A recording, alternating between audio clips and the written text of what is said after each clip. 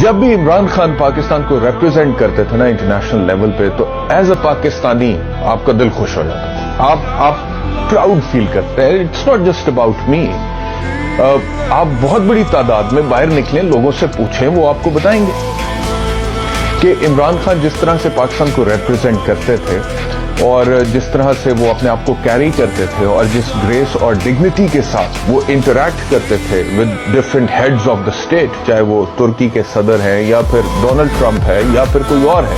مثال کے طور کسی بھی سطح پر وہ انٹریکٹ کر رہے ہیں، تو اس میں ایک خاص گریس ہوتی ہے، ایک ڈگنیٹی ہوتی ہے،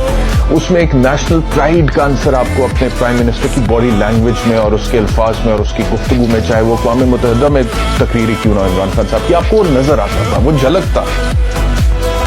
اور وہ آپ محسوس کرتے تھے کہ یہ میری صحیح ترجمانی کا انٹرنیشنل کمیونٹی میں. یہ ایک فیلنگ، ایک عام پاکستانی کی فیلنگ آپ کو بتا رہا ہوں، اور اسی طرح کی فیلنگ مجھے بھی آتی تھی. لیکن بہرحال وہ جو بھی فیلنگ آتی تھی، I used to feel happy about